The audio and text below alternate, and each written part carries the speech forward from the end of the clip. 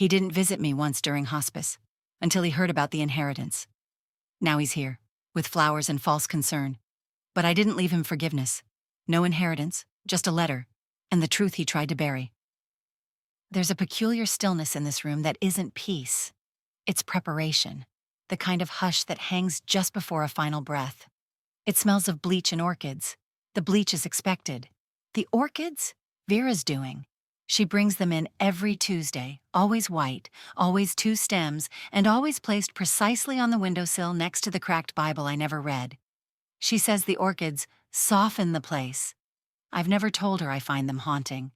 The fourth hums beside me, a soft mechanical sigh every few seconds, as if even the machine knows this isn't a place for urgency anymore. The light above me flickers sometimes, only at night. During the day, it's a gentle amber, like dusk stretched out forever. My bed sheets are clean, too clean, stiff even. There are books on the tray by my side, half-read ones. I keep meaning to finish the one Elise gave me, but the words swim and scatter now. And sometimes I think they're judging me. I'm Lena Whitford, 67, widow, mother, or at least I was. Dying isn't as cinematic as people believe. There's no swelling music, no whisper of secrets to a room full of teary-eyed loved ones. There's just your body slowly refusing to listen, and the unbearable weight of unsaid things pressing down on your lungs harder than the disease ever could. Vera, my hospice nurse, moves like water. Gentle hands, no wasted words.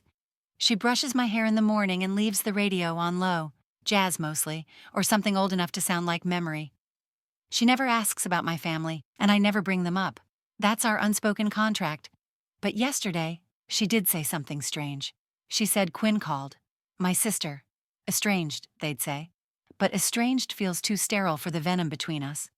We hadn't spoken in almost 5 years, and even that conversation was punctuated with long silences and sharper words. I doubt Quinn's interest now is anything but timing. She's always been good at smelling blood in the water.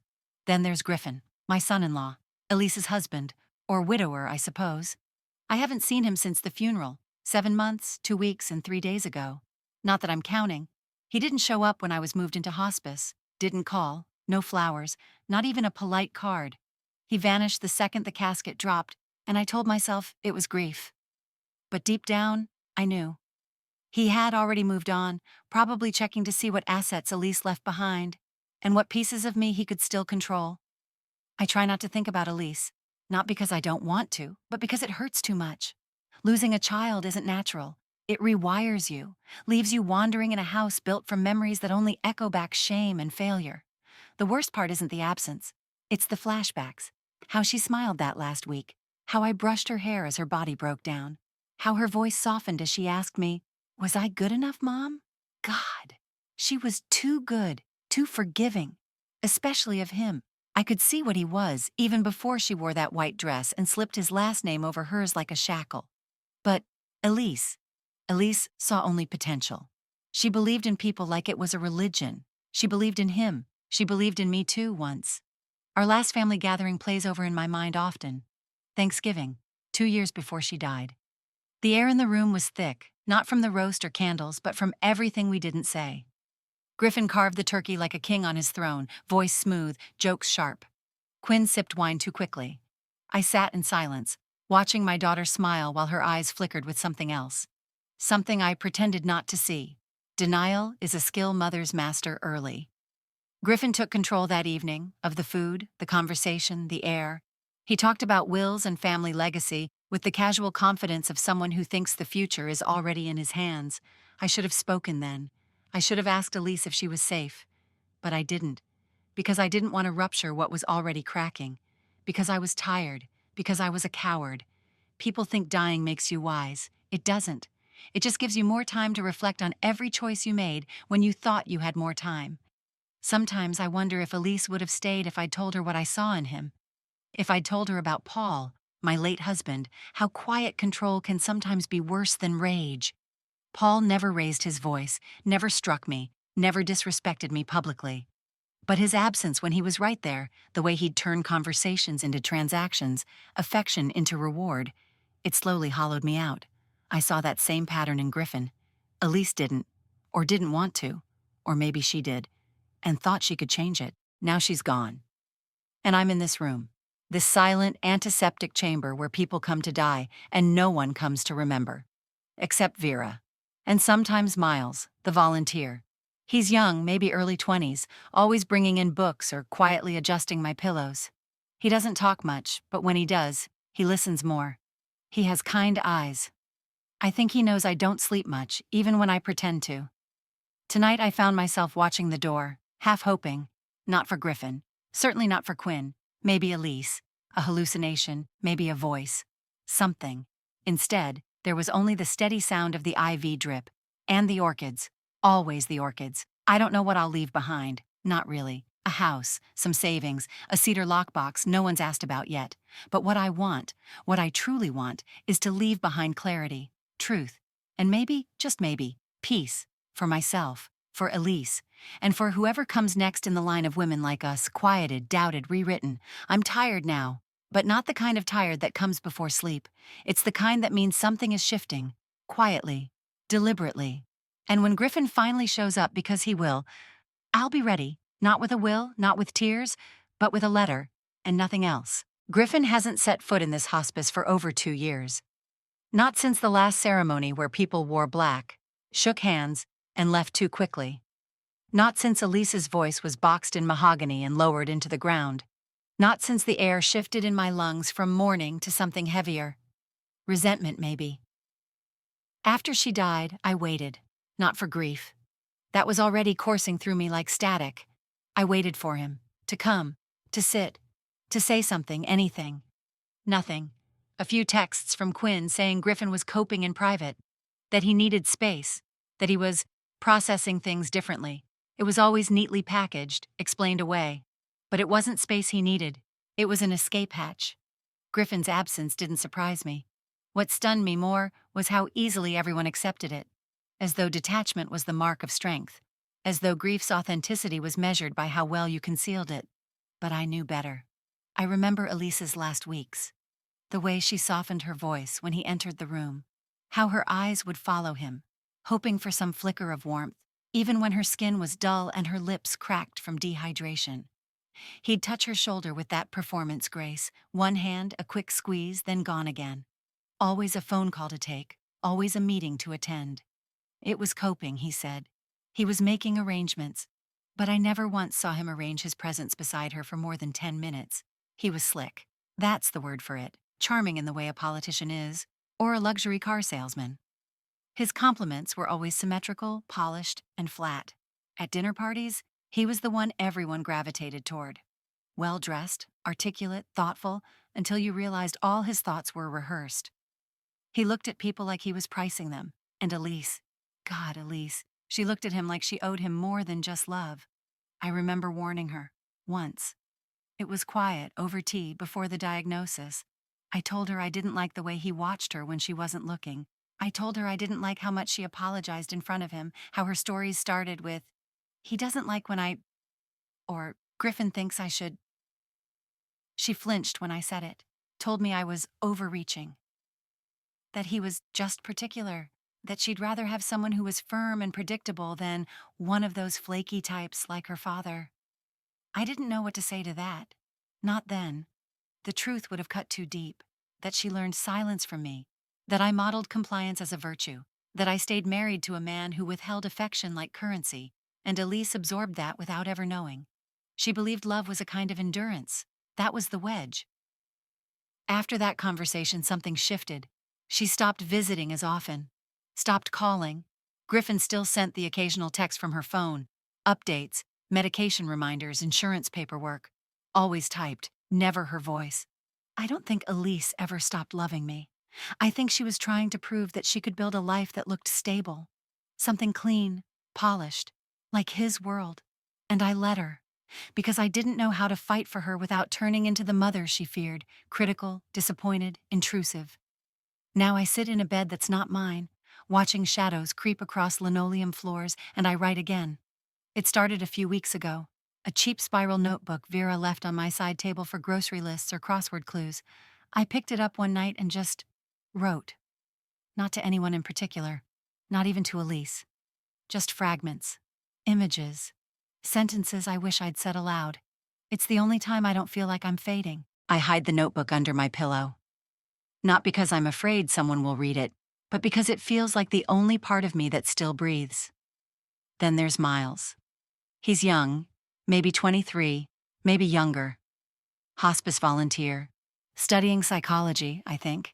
He comes twice a week, never stays long. Sometimes brings ginger chews. Sometimes offers to adjust my blinds or water the damn orchids. But he watches people in a way that feels like listening. That's rare. I caught him reading over my shoulder once, just a sentence. I expected him to apologize or joke it off, but he just said, "That's a good line. Heavy, but good." Then sat in the chair like I'd invited him. He never asks personal questions, never talks about Griffin, but I think he knows there's something festering beneath my calm. He asks instead about music, about books. Once he asked what I was most proud of. I couldn't answer, not because I didn't know, but because everything I wanted to say began and ended with Elise, and she's no longer here to validate any of it. Earlier today, Vera said something that snagged in my chest. She was changing my dressings, chatting about the rain, when she paused mid-sentence and said, "Griffin called yesterday." Just like that. Casual. Like she'd said he'd sent a card. I didn't react, let her keep talking about soup and schedules. But inside, everything went still. Griffin called, after 2 years of silence, after missing Elise's final breath, after dodging hospice visits, ignoring texts, and leaving my grief like garbage on the curb. He called, but not to ask about me. Vera didn't realize the weight of her words until it was too late. She backpedaled slightly, stammered something about legal inquiries. "He asked who's handling your will," she said, eyes flicking to mine. "I think he's just preparing. Emotionally." I didn't respond, because I knew exactly what he was preparing for. He wasn't mourning me. He was circling, like a vulture with good teeth. Later, when the room was quiet again, I opened my notebook. Wrote 5 words. He wants what isn't his. It wasn't poetry. It wasn't a metaphor. It was a map, and I was ready to follow it. Judson Raines arrives at 10:06 a.m., a man of punctuality and expensive restraint. He wears grief in the same way he wears his suit. Tailored, pressed, and distant. He greets Vera politely, nods at Miles without making eye contact, and places his slim leather briefcase at the foot of my bed like a surgeon about to prep for delicate work. We go through the formalities. Identification. Last will and testament, existing medical directives. His voice is smooth, nearly devoid of tone, which I appreciate. I don't need sympathy from Judson. I need precision. My estate isn't extravagant.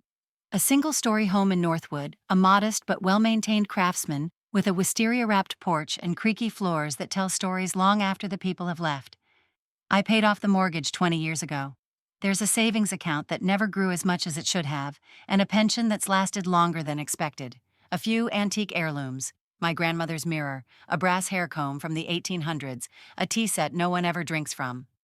Elise once said, "This will all be for our kids someday." She was 26, cheeks flushed with ambition, tracing her fingers along the living room's woodwork like it was sacred. Griffin stood behind her, smiling like he'd already counted the future. I remember her eyes that day, wide, bright, full of wanting. I didn't have the heart to tell her that dreams built on someday are the first to fracture. Judson pulls out the old draft of my will, the one written after Paul died. It leaves everything to Elise. At the time, there was no hesitation. My daughter was the extension of everything I loved and everything I failed at. Leaving it all to her felt like redemption. But now Elise is gone, and the draft, once clean and full of purpose, now feels like a paper ghost. "Are you ready?" Judson asks gently. I nod. My hand doesn't shake as much as I thought it would. The new will leaves the house to the Elise Whitford Memorial Shelter, a center for women and children escaping domestic abuse. The rest of my assets are divided between 2 community organizations, one of them run by a woman Elise tutored during college. Nothing, absolutely nothing, goes to Griffin. Judson watches me sign with a look that borders on admiration. He doesn't say it, but I think he understands. He's seen this before, grief that shapeshifts into clarity, death forcing people to be honest in ways life never did.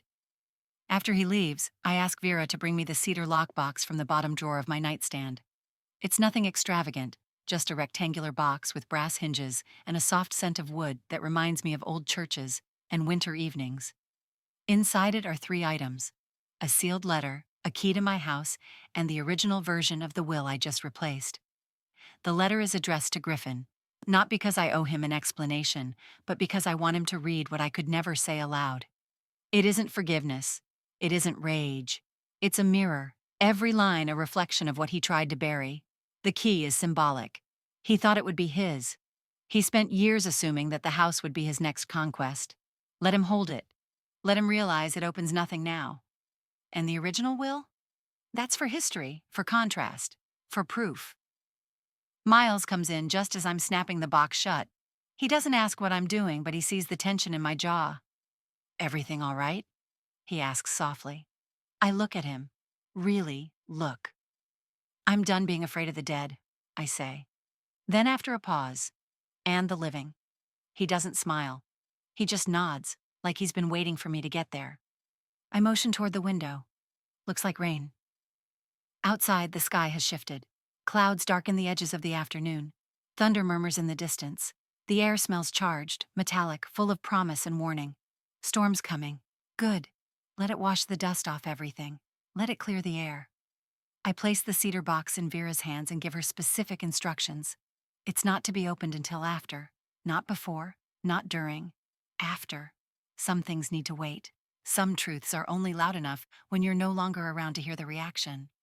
I lie back, breathing in the soft scent of orchids and ozone, and for the first time in a long while, I feel the room expand instead of shrink. The knock was polite. Too polite. It wasn't the knock of someone grieving or the awkward stammer of an old friend unsure how to approach a dying woman. It was deliberate. 3 crisp raps like punctuation. I didn't look up right away. Instead, I stared at the orchids. One of the petals had fallen, resting on the windowsill like a discarded word. Vera opened the door. "You have a visitor," she said, not bothering to mask her suspicion. And then he stepped inside. Griffin, crisp navy suit, coat unbuttoned like he wanted to seem relaxed, a white dress shirt, no tie, sleeves rolled just enough to say I'm still grieving, but functioning. In his hands, a bouquet of supermarket flowers, cellophane still crinkling, price tag barely ripped off. Tulips, I think. Not Elise's favorite, not even mine. "Lena," he said, as if we were picking up a conversation from last week. He smiled, the corners of his mouth sharp and deliberate. "You look, well?" I didn't answer. He crossed the room slowly, pulling the visitor's chair a few inches closer to my bed. The scent of his cologne arrived a moment before he did. Clean, synthetic, expensive. I watched his movements carefully. Every step was calculated, his gestures measured, as if he'd practiced in the car mirror. He placed the flowers on the side table with a soft sigh. "I should have come sooner," he offered. "I've been meaning to." I nodded. Not to agree, but to acknowledge the game we were now playing. I'd studied Griffin long enough to know he didn't make spontaneous visits. He made appearances. "I heard through Quinn you'd been moved into hospice," he continued, brushing imaginary lint from his sleeve. I thought I should pay my respects, while I still could. "Kind of you," I said evenly. He tilted his head, reading my tone. That's what he does. He assesses, shifts, adapts. Every word that left his mouth sounded preloaded. Every pause was a placeholder for something he really wanted to say, but hadn't found the right mask for yet. "I brought something for you," he said, reaching into his coat pocket. I tensed only slightly. He pulled out a small jar of lavender balm. "For your hands," he said. "Hospice rooms can be dry." He placed it beside the flowers, his smile dimming into concern. Rehearsed concern. "Have you been comfortable?" he asked, finally settling into the chair. His leg crossed over the other with ease. "They're taking care of you, right?" "They are," I said. "Better than most people ever have." His smile tightened. There was a long silence. The air felt thick, the kind that stretches just before a storm breaks open. I let it stretch. Then casually he asked, "And Judson? He's still your attorney, yes?" There it was. I turned my head slowly. "He is." Griffin nodded, eyes scanning my expression like a searchlight. "I've just been thinking about Elise and everything she'd want. Legacy, family, what she'd hope her memory might leave behind." "Of course," I said. He leaned forward, elbows on knees, tone softening. You know, she once told me she hoped this house would be filled with children, that her mother's name would live on through them. I kept my face calm. Elise wanted a lot of things. Yes. He looked away, letting his voice catch. I almost believed him. He straightened again. Have you made final arrangements? With Judson? I mean, just so no one's left confused or scrambling when the time comes. There was no tremor in my hand when I reached for my glass of water. It's all been handled. Griffin smiled again, but it didn't reach his eyes. Good. I know it must be hard, thinking about all that. It's not, I said, gently placing the glass back. Clarity is the only comfort I have left. He didn't respond. Instead, he shifted in his seat and began a story about Elise. Something about their honeymoon in Cape Cod, the quaint little bakery they found, the wind off the sea. I listened without reacting. I remembered that trip. Elise had called me 3 days in, crying. Said she forgot her sunscreen and couldn't stop throwing up. Said Griffin told her to get it together. That wasn't in his version. As he spoke, Nina entered quietly to replace my water and check my vitals. She gave me a subtle glance. Do you want me to stay? I blinked once, slowly. Yes. She stood by the table rearranging supplies that didn't need rearranging. Griffin noticed her. I'm sorry, he said. I'm probably overstaying. Not at all, Nina replied, her voice light but firm. I'm just doing my rounds. Griffin rose a few minutes later, claiming another meeting, another obligation. He said he'd be back soon, that he wanted to make the most of the time we had left. I didn't ask if he meant mine or his. After he left, Nina sat on the edge of the bed. Do you want those flowers and water? No, I said. They're fine where they are. She nodded. He always this polished? Always. Looks like a magazine ad. Sounds like one too.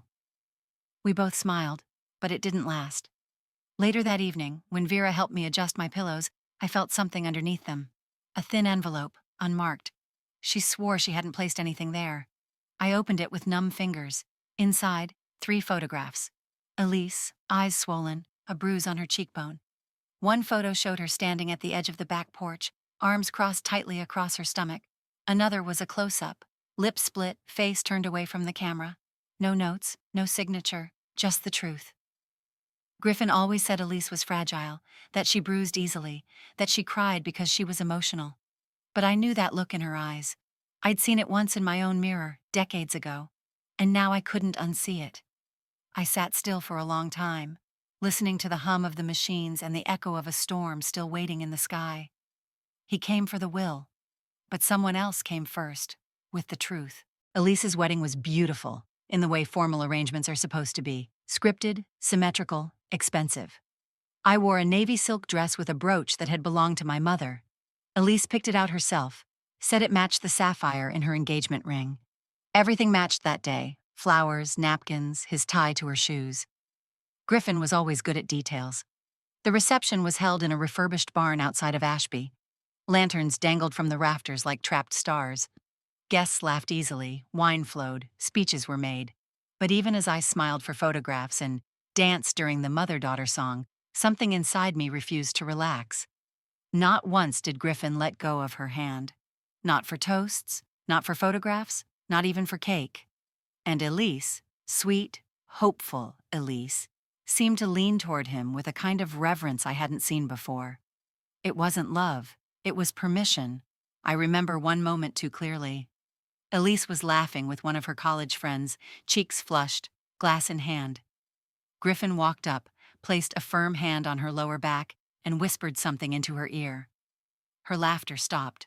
Her posture changed, shoulders in, chin down, as if bracing. The friend excused herself a moment later. Elise didn't laugh again that night. At the time, I told myself it was nothing. Newlywed nerves, social fatigue. Elise was always sensitive, always tired at big events, but now I realize I wasn't seeing her. I was editing her, cropping out what didn't fit into the picture I needed to believe. It was 6 months later when she called me. I remember exactly where I was, folding laundry in the upstairs hallway, sun pooling on the carpet. My phone rang, her name glowing on the screen. I answered with a smile. Her voice was uneven, hushed. "Mom," she said, "can I ask you something?" I dropped the towel onto the banister. Of course, sweetheart. But before she could finish, I heard Griffin's voice in the background, muffled but sharp. Elise inhaled quickly, then said, "Never mind. I'll call you later." The line went dead. She didn't call back that day, or the next, and I didn't push. I told myself it wasn't my place, that she was an adult, that she'd reach out if something was truly wrong. Now, lying in this hospice bed, watching the ceiling grow darker with each passing hour, I know I made a mistake. I did nothing. I didn't call back. I didn't drive over. I didn't ask hard questions. I told myself that boundaries were love. That space was respect. But really, I was afraid. I was afraid of knowing what I already suspected, afraid of hearing Elise tell me she was hurt, really hurt, and then having to face my own complicity, my own silence, my own cowardice. I thought I was teaching her to be strong, but maybe what I really taught her was how to vanish quietly. That thought sits in my chest like stone. It's not sorrow I feel anymore. It's rage, sharp, undeniable. Not at Griffin, not this time, but at myself. At the way I let Elise walk into a life she thought she had to endure because she thought love meant endurance. And where would she have learned that? Paul Whitford was a good man, by every neighbor's account, paid the bills, never drank, never yelled, never raised a hand. But he didn't love me, not really. He occupied the house like a well-dressed ghost, silent, distant, unreadable. He offered affection like rations, conditional, measured. He'd hold my hand in public but never in private. He said all the right things during holidays, but I can't remember the last time he asked me how I felt, what I feared, who I wanted to be. Griffin has his voice, his posture, his ability to convince the world he's devoted while remaining fundamentally unreachable. And Elise, God help her, she reached for him with everything she had. There's a photograph on my bedside table. Vera moved it there a few weeks ago without asking. Elise, age 4, in a blue dress, curls wild, smiling wide at something just beyond the frame. That day, we'd been at the park. I remember kneeling to tie her shoe. She grabbed my face with both hands and said, "Don't disappear, Mama." I didn't understand it then. I do now. Because that's what I did, not all at once, but in pieces. I dimmed myself. I apologized first. I made things easier. I folded and folded until there was barely anything left to recognize. And Elise grew up thinking that's what love looked like. Now I can't stop seeing her face in every moment I missed. Every bruise she wore like an apology. Every silence I mistook for strength. I close my eyes and hear myself say the words, not out loud, not yet, but almost. Maybe I taught her how to disappear. The rage sharpens again, but underneath it is something colder, quieter. Resolve. The pen feels heavier than it should, like it's carrying the weight of years, not ink. My hand trembles slightly, but not from illness this time, from clarity, from the knowledge that I can't change what happened, but I can tell the truth before the silence becomes permanent. I start with her name. Elise. No flourish, no, my darling or sweetheart, just her name. Like a calling, like a door creaking open in the dark. I owe you more than I ever gave you. The words spill slowly, measured. I write as if she'll read it. Not as a daughter, but as a woman who lived through something she shouldn't have had to survive alone. This isn't a mother's farewell. It's a confession. I told myself I was protecting you. But the truth is, I was protecting myself, from knowing, from asking, from being the kind of mother I never had the courage to be. You cried into the phone and I didn't come. You smiled with a split lip and I said nothing. You shrank, and I called it love. I'm sorry. The page blurs slightly. I pause. Breathe. I write about the wedding, about the way Griffin touched her like he owned her, about the way I told myself she was just adjusting, about how I watched her slip away one apology at a time. You deserved a home, Elise, not a stage. The tone shifts as I write further, the words sharpen.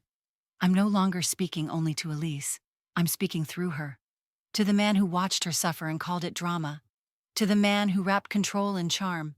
Who counted my assets before the machines had even been unplugged. You never fooled her. Not really. She just wanted to believe something good could grow from someone like you. That was her mistake. Mine was staying quiet. I pause again. My hands ache. Vera offers to rub my shoulders and I wave her off gently. She's reading in the corner, something from a small poetry book she brings every Thursday. I hear her soft voice weaving through the air as I seal the envelope. They tried to bury us. They didn't know we were seeds. She doesn't know how cruelly fitting that line is. I fold the letter with slow precision, aligning each edge, each crease. The cedar lockbox is on the table beside me, cool to the touch, smelling faintly of aged wood and closure. I slide the envelope inside, resting it beside the house key and the old draft of the will. He'll find it. He'll open it with greedy hands expecting instructions, gratitude, or even spite. He'll get truth. Vera looks up.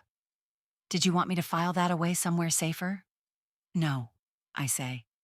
It's right where it belongs. She returns to her chair, flipping a page with care. I look out the window. The storm hasn't broken yet, but the clouds are pregnant with it. Heavy, waiting. He thinks the letter is for him. I whisper, mostly to myself. Vera doesn't ask. But it never was. That night, I barely sleep. My body's failing in ways I'm finally starting to welcome. Not out of despair, but release. I've said what needed saying. Just after sunrise, Miles arrives early. He's wearing that same soft denim jacket he always wears, sleeves rolled, headphones around his neck. He carries a brown paper bag with scones, still warm. Fig and honey, he says. You like fig, right? I nod. Better than lavender balm. He grins, pulling a chair closer. You heard about that? I hear more than people think. He hesitates. Something flickers in his expression. Concern, hesitation. Then, there's something I thought you should know. I raise an eyebrow. Griffin's been talking to the staff, not just Vera, others too, asking weird questions about you, about how lucid you are. I swallow, the back of my throat suddenly dry. Lucid, I repeat. Miles nods. He asked Nina if you'd shown signs of confusion, if anyone had noticed you misplacing things, that kind of stuff. My stomach tightens, not in fear, but recognition. He's laying groundwork, trying to cast doubt, preparing to contest the will. I guess he's assuming he can question your state of mind, Miles adds. Like you don't know what you're doing. I know exactly what I'm doing. Miles nods. I figured. He pulls a thermos from his bag and pours tea into a paper cup, handing it to me. I take it without comment, sipping slowly. Outside, the first drops of rain hit the window. He's playing his last card. I've played mine, and it's already sealed. It took 3 requests and a signed release form, but Vera finally brought them in. A small silver recorder and a flash drive inside a plain manila envelope. You sure you want to hear these? She asked, placing it in my lap like it might burn. I wouldn't have asked if I wasn't. They were voicemails, saved on Elise's old phone. The service plan had long been shut down, but someone, Judson maybe, or Quinn before she severed ties, had transferred the audio files. There were 12. I didn't know what I expected. Probably birthday greetings, quick check-ins, apologies for missing dinner, the casual detritus of a modern daughter's life. I played the first one. Hey, Mom, it's me. Just checking in. We got back from Tahoe last night. Griffin says hi. I'll call again this weekend. Click, another. Sorry I missed your call. Work's crazy, and Griffin's, well, you know him anyway. Love you. Click, harmless, empty, polite. Then I reached the 5th one. Mom. The voice was quieter, thinner. If I ever disappear, don't believe it was by choice. There was a pause, breathing, the sound of a door closing in the background. I love you. I hope that still means something. Click. The recorder slipped in my hand and dropped onto the blanket. Vera turned around at the sound but didn't approach. She's learned to give me my silence. But this silence was different. This wasn't stillness. This was collapse. I'd been so certain Elise would come to me if she needed help. She always had, even when she was little, even after she learned how to lie to keep the peace. But now I realized she had come to me, in fragments, in voicemails, in disappearing acts. And I hadn't seen her. I hadn't listened. Not really. I had called it growing up, independence, boundaries. But what it was surrender. I pressed play again. Don't believe it was by choice. The words rattled through me like metal in a dryer. I'd spent so many years avoiding confrontation, mistaking it for grace. But Elise had screamed into a world that wasn't listening, and I was the first to turn the volume down. I clutched the recorder to my chest and let the tears come. They didn't fall softly. They tore their way out. Later that day, I asked Miles to bring me my notebook, but I didn't write. I dictated. I didn't want these words to live and die in cursive. I wanted them to be heard. Miles sat beside me, pen moving quickly, head occasionally nodding. She called me, I said, voice rough. She tried, and I failed her. We spent the next hour turning memory into record. I spoke about Elise's early years, her brightness, the dimming, about Griffin's slow erasure of her independence, about the bruises, the silences, the way her laugh stopped reaching her eyes, and about how I pretended not to notice, because noticing would have demanded action. Miles didn't say much, but at one point he murmured, "People forget how quiet abuse can be." I nodded. It thrives in politeness. That evening, Nina came in during shift change. She paused when she saw my face, drained, red-rimmed, but set. She sat on the edge of the bed without asking, "Want to talk about it?" I hesitated, then told her about the voicemail. She took a long breath. "My mother never left my father, not even when he started hitting us. She said silence was her shield, that as long as she didn't provoke him, we'd survive. Did you?" I asked. "I did," she said, "but she didn't." We sat together for a while, trading pieces of ourselves like women learning a new language. That night, I couldn't sleep, so I asked Vera for more paper. I began drafting letters, not to Elise, not to Griffin, but to women like Nina, to daughters like the girl my Elise used to be, letters filled with things I never said and now couldn't stop saying. Vera found them the next morning, stacked neatly, unsigned. She asked, "What are these?" "Testimonies," I said. She looked at me oddly. "For whom?" "For whoever still needs a mother." I wasn't healing. That wasn't the point anymore. But I was finally being heard, and that was something. The second time he came, he didn't knock. Vera let him in reluctantly. I could hear the exchange outside the door, her voice clipped, his smooth. She tried to stall, but he was already halfway into the room before she could think of a reason to send him away. Griffin didn't bring flowers this time. No balm, no forced charm. Just a black folder tucked beneath one arm and a face set in calculated concern. "Lena," he said, voice low but tense. "We need to talk." I turned my head slowly, pretending to process the image of him. I blinked hard, as if confused. "Griffin? Oh goodness, you startled me." His lips parted, uncertain whether it was performance or decline. "You remember me?" he asked, probing. I smiled faintly, fogging my eyes just enough to pass.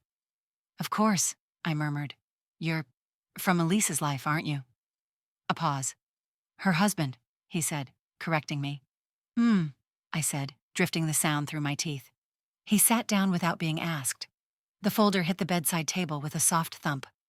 "I didn't want to push this conversation, but there are pressing matters."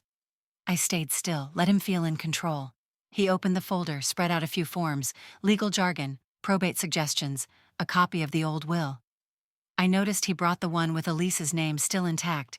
He spoke with quiet urgency, trying to maintain civility, but the cracks were showing. "I know this isn't easy," he began, thinking about the end, "but it's better to have these things settled while you're still lucid." I raised an eyebrow. "Lucid?"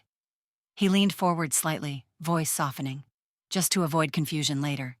People get ideas, especially when there's money involved." I placed a trembling hand over the folder, letting my fingers brush the paper. "And you're here to protect me from that?" "Of course," he said. "To honor Elise's wishes. She wanted—" "You don't get to speak for her," I said sharply. His eyes flashed. I straightened a little in bed, dropped the frailty. "You were never her husband," I continued, voice rising. "You were her captor." He froze.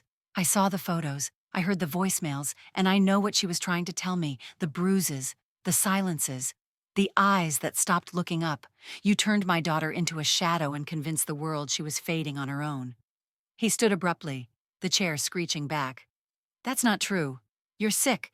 You're confused." "I've never been clearer." His jaw clenched, a vein twitching at his temple. "You think you can throw around accusations from a deathbed?" he snapped. "You think a deathbed makes me quiet?" I wasn't yelling. My voice was cold, deliberate. Each word placed like glass on the floor for him to step on. Outside the door, I saw the slightest shift in shadow. Nina. She had positioned herself in the hallway, phone in hand, recording. Her posture calm, eyes steady. She didn't move. She didn't speak. Griffin didn't notice her. "You need to rest," he said, attempting to regain control. "You're not thinking clearly." "I'm thinking like a mother who finally decided to stop protecting the wrong people." He took a step toward the bed, then stopped. The air between us hummed like a taut wire. "You have no idea what you're talking about," he said through clenched teeth. I tilted my head. "Then why are you sweating?" He turned without another word, scooped the folder back into his arm, and walked out, brushing past Nina without a glance. The moment he was gone, the room collapsed into silence. Nina stepped inside, lowered the phone. "You got everything?" I asked. She nodded. "Every word." I exhaled slowly, feeling the weight of that moment settle into my bones. "That wasn't revenge," I said. "It was release." That night, a padded envelope was slipped under my door.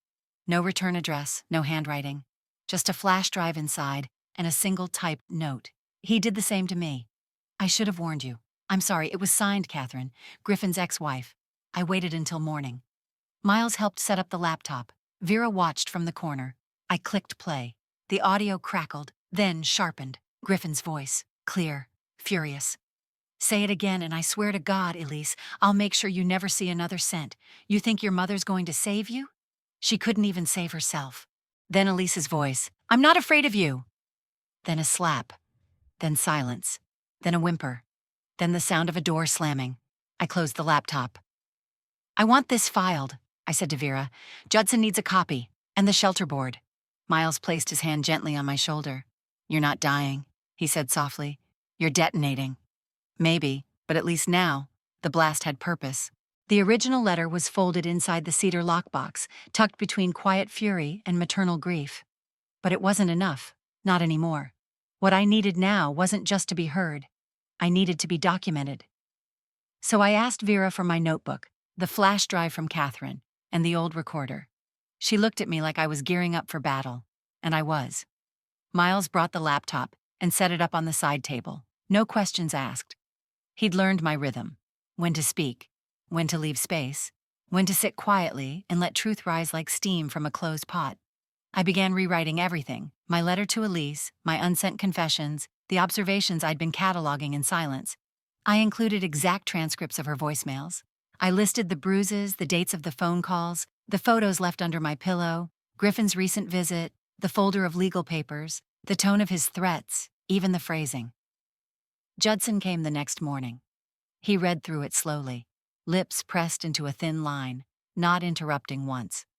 By the time he closed the file, he looked like someone who'd just come back from a battlefield. He didn't ask why I'd waited so long. He just said, "I'll have it notarized. I'll make sure it's read." We called it a final statement, not a will, because what I'd written wasn't about division of assets. It was testimony, a ledger of harm, a refusal to go quietly. "File it posthumously," I said. "Don't let them bury it beside me." Judson nodded. He knew what I was saying. I donated the estate, the house, the money, the heirlooms, to the Elise Whitford Memorial Shelter. Vera teared up when I told her. Nina stood in the corner, arms crossed, jaw clenched, a quiet thank you written all over her face. "You'll save people," she whispered. "No," I said. "Elise will." Later, out by the hospice garden, I asked Miles to help me carry a metal basin. He didn't ask what it was for. I brought the flowers, the ones Griffin brought during his first visit, the cellophane bouquet with no thought behind it. I hadn't touched them. They'd browned and wilted, their scent gone bitter. I placed them in the basin. "Matches or lighter?" Miles asked. "Matches," I said. He struck one and held it out to me. I let it fall. The flames rose slowly, licking at the petals, eating through paper and cellophane. The smoke curled upward into the wind. "What is it?" he asked. "A funeral," I said. "For who?" "For the version of me that kept letting him in." We stood there a long while. Back in my room, he helped me into bed, tucked the covers around my legs the way Elise used to when I was sick. It was intimate, but not delicate. Like a ritual we'd rehearsed a dozen times without knowing. "You ever feel guilty?" he asked. "Every day." "No," he said. "I mean, for surviving." I stared at the ceiling. "Sometimes," I whispered. "But sometimes survival means becoming the villain they think you are." He nodded. "I think you're the hero," he said. I smiled. "Then you haven't read the last chapter." But he would, and so would they all. Time stretches differently now. I feel it in the way the light moves across the ceiling, slower each morning, casting longer shadows as if reluctant to let go. My body is fading, but not in fear. Not anymore. I've made peace with the slipping. It comes like an old song I once loved, forgotten until the melody begins again. Vera sits beside me most mornings now, brushing my hair and humming softly under her breath. She doesn't ask how I'm feeling, she knows. The color has drained from my face, my hands have grown colder. My voice, when it comes, is quieter, thinner, like it knows not to linger too long in the air. She wraps me in a warm blanket and squeezes my fingers, just enough to remind me I'm still here. Miles comes every afternoon. He reads to me from my own notebooks now. The rewritten testimony, the letters, the statements Elise never had the chance to say out loud. His voice steadies as he reads, like he's reciting gospel. Sometimes, I catch him pausing to look at me, his eyes red-rimmed but defiant. "You're not going unnoticed," he said yesterday. "Good," I whispered back. I didn't build a life to be buried quietly. Nina comes in the evenings, soft steps and steady hands. She doesn't hover. She knows presence is louder than words. She brings tea I can barely sip, dabs a cool cloth against my forehead, and sometimes just sits beside me, head resting against the edge of the bed. We don't speak much, but we don't have to. These three, Vera, Miles, Nina, they're not family by blood, but they're the ones who showed up. The ones who believed the truth without needing it proven. And then, one morning, Griffin returns. No call ahead, no flowers this time, just him in that same fitted coat, walking into the room like he still owned something here. There's a smile on his face, but it doesn't reach his eyes. It never did. He stands at the edge of my bed, arms folded, gaze flitting to the cedar box on the side table. "So," he says, voice low and smirking, "I heard there's a final gift." His arrogance is breathtaking even now. I offer a small, tired smile. "There's a letter waiting for you," I whisper. His brow lifts. "Just one?" "That's all you'll need." He walks over, picks up the box without asking. It's heavier than he expected. He doesn't open it here, of course. He has enough sense for that. He just nods, tucks it under his arm, and steps back. "I'll take care of it," he says. "I'm sure you will." For a moment, his eyes search my face, maybe for guilt or weakness or regret. He finds none, just the quiet of a woman with nothing left to lose and nothing left to give him. He leaves without another word. The room exhales when he's gone. Vera returns a few minutes later, checking my pulse. She doesn't mention him, neither do I. That evening, the three of them gather in my room, unplanned, but somehow in perfect timing. Vera sits by my feet. Miles pulls up a chair. Nina perches beside my hip, careful not to jar the bed. We talk quietly, about books, about Elise, about what the shelter will become. There's no mention of death, just the future. "Do you think she'll be remembered?" I ask softly. Miles leans forward. "She already is." Nina takes my hand. "You both are." Vera brushes a strand of hair from my cheek. "You're not leaving. You're just changing rooms." I smile at that. The last laugh, faint but full. That night, while the sky turns violet and the hospice wing dims to a hush somewhere across town, Griffin opens the cedar box. Inside, beneath the copy of the original will and the key, is a sealed envelope addressed in Elise's handwriting. He recognizes it instantly. He rips it open. "Griffin, if you're reading this, I'm gone. And I didn't leave this world loving you. I tried. God knows I tried. I thought you were control in a world of chaos. But what you were was a mirror. A man who loved his image more than the woman beside him. You broke me quietly, carefully. You said I was fragile, but you were the one who shattered everything. This isn't my fear talking. This is my freedom. I left a copy of this letter with my mother, along with my real will. I never wanted your name on anything I loved. I wanted you to read this and realize you lost more than an inheritance. You lost me. Elise." By the time Griffin finishes reading, the sky outside is nearly black, and the house he thought was his future has already been given away to women who are finally safe. Griffin filed the challenge exactly 9 days after Lena's death. The ink on her death certificate hadn't fully dried before he stepped into a lawyer's office and claimed mental incompetence. He cited stress, morphine, age, claimed Lena had been manipulated by hospice staff, even hinted at conspiracy. She was confused, he insisted. She was surrounded by people who didn't know her. She never would have left everything to strangers. What he didn't know was that Lena had been preparing for this moment long before her final breath. Nina had recorded the testimony weeks earlier, a full video.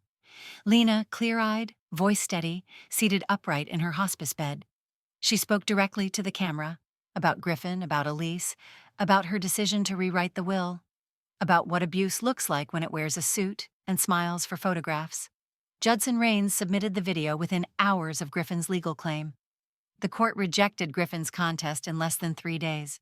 But the letter, the one Lena wrote, the one Miles and Vera read aloud during a small memorial in her room, didn't stay quiet. It found its way into the hands of a local journalist. An op-ed became a feature became a segment. And soon Lena's voice was everywhere, not as a victim, but as a woman who had finally taken control of the ending that had always tried to write her out. The letter became a spark. Conversations broke open about inheritance law, about end-of-life autonomy, about the language of abuse that hides in upper-middle-class homes behind wine glasses and manicured lawns. Women wrote in, called in, posted tributes, shared stories. Some even remembered Lena from decades ago. A woman named Judith sent a letter. "You were my English teacher in high school. You pulled me aside once and said, 'You don't have to stay small to be loved.' I never forgot it." Another woman, Colleen, wrote, "You helped me leave my husband. You probably don't even remember. I do, every day." They remembered her. And now, the world was beginning to as well. Under the wide shade of a willow tree in the hospice courtyard, a memorial was held. Just friends, no family by blood. Miles stood behind a small wooden podium, hands trembling as he unfolded the obituary he had written himself. "Lena Whitford wasn't just a woman who died with unfinished business," he said. "She was a woman who made damn sure it got finished anyway." There were tears and laughter. Vera brought orchids, the kind Lena hated but tolerated because she liked Vera. Nina placed a framed photo of Elise beneath the tree, next to Lena's own. 2 women, finally resting in the same light. After the service, Miles stood with Nina in silence, watching the sunlight filter through the willow leaves. "She made something new," he said. Nina nodded. "And we get to keep building it." In the weeks that followed, Nina assumed leadership of the Elise Whitford shelter. It opened in the very neighborhood where Griffin once spoke about legacy over wine. The home Lena once owned was gutted, renovated, and reborn, now with rooms named after women who'd rebuilt their lives. There was a mural in the entryway. Elise's face, painted in soft tones, her eyes steady, her mouth turned ever so slightly upward. Not a smile, but a knowing. Nina oversaw the shelter's launch with quiet authority. She implemented trauma-informed counseling, emergency placement protocols, literacy programs. Vera volunteered as a part-time caretaker. Miles ran weekly writing workshops for residents. They didn't hang a portrait of Lena. They didn't have to. Her presence was in the walls, in the policies, in the unlocked doors and unbroken mirrors. Meanwhile, Griffin faced his own unraveling. The woman from the anonymous envelope, Catherine, came forward publicly, and with her came more voices. 2 former colleagues from Griffin's firm, a paralegal, an ex-girlfriend. Financial investigators re-examined Elise's life insurance policy. Discrepancies emerged, dates that didn't add up, beneficiaries that had shifted too suddenly, amounts that had been diverted. Now he wasn't just contesting a will, he was defending himself against criminal charges. It wasn't fast, but it was coming. One night, Miles returned to the willow tree after dark. He stood there alone, the wind stirring the branches like whispers. He placed a single letter at the base of the tree, one he'd written himself, addressed not to Lena, but because of her. It read, "You told me survival isn't always soft, that sometimes it means standing in fire. You weren't wrong. You were never the villain. You were the match. Thank you for the light." He didn't sign it. He didn't need to. She already knew. They say the dead don't speak. But I do. Not from graveyards or eulogies, but from places where my voice was never allowed to bloom in life. In the halls of a shelter built from every word I didn't say soon enough. In the pages I left behind for those still learning how to write their own endings. I am not gone. You can hear me in the hinges of the doors that don't lock. in the quiet strength of women who learn to look one another in the eye, in laughter that sounds unburdened, in a girl's small voice asking, "Can I stay here?" and another woman answering, "Yes." The shelter opened on a soft spring morning, the kind Elise always claimed was her favorite. Nina stood at the entrance in a pale blue jacket, a clipboard in one hand, and a warmth in her eyes I'd never seen during those long hospice nights. She welcomed each new resident like a mother who knew how to love without expecting silence in return. Inside, a girl no older than 12 sat cross-legged on the rug of the community room. Nina knelt beside her, held her gaze without blinking. I watched her place a hand on the girl's shoulder, not to direct, but to anchor. To remind her that safety isn't always temporary. Upstairs, in an office painted soft gray, Miles hung his new nameplate beside the door. Miles Cameron, trauma recovery counselor. He'd trimmed his beard, but the worry in his brow remained. Only now, it looked more like conviction. He led his first group session that afternoon, beginning with the prompt I once gave him. Write the thing you wish you had said before the door closed. One woman wrote, "No." Another, "I was only quiet because I didn't know I could scream." Miles didn't cry that day, but he wrote something too, and folded it into the same notebook that now sits on the shelf beside his desk, labeled Lena. I don't know what he wrote. I don't need to. Outside, they planted a tree. A willow, just like the one at the hospice. Beneath it, a small plaque with Elise's name and a quote I once scribbled in the margins of a draft. "May we raise daughters who speak and mothers who listen." Elise's photo hangs in the shelter's entryway. Soft smile, eyes clear, head tilted like she's still listening. The frame isn't gilded. It's cedar. Miles built it himself, from the remains of an old wardrobe that once stood in my home. I watch people pause at that photo. Some smile, some look away, some stop and stare like they're remembering someone they lost, and maybe themselves too. Griffin doesn't come around anymore. The letter he received, Elise's final truth, wasn't loud. It didn't scream, but it detonated quietly, exactly as it was meant to. He's being investigated now for insurance fraud, coercion, financial manipulation. Whether or not charges stick hardly matters anymore. What mattered was the truth was delivered. He didn't get a legacy. He got a letter, and nothing else. The lockbox, the one he once thought held deeds and inheritances and signatures written in shame, is no longer his to touch. It was resealed after his departure, its contents unchanged. The letter, the key, the will, Elise's goodbye. During the shelter's dedication, Miles and Nina placed it inside a time capsule beneath the foundation. Concrete was poured, a marker set, and just like that, what was once meant to be hidden became part of what would hold everything up. I don't know what happens next, not in the way the living crave certainty. But I know this. I am not a cautionary tale. I am not the mother who stayed silent. I am the one who learned, too late maybe, but learned still and left enough light behind for someone else to find the switch. This is not a happy ending, but it is an honest one, and sometimes that's more than enough. I left him nothing but the truth. It was all he ever earned, and I left the rest for the ones who still need to speak. If this story echoed something you've lived, seen, or silenced, don't let it end here. Speak the truth that still trembles inside you. Uplift someone who's still learning how to name their pain. And if you've ever been the match or the one holding the ash, know this: your voice can still rewrite the ending.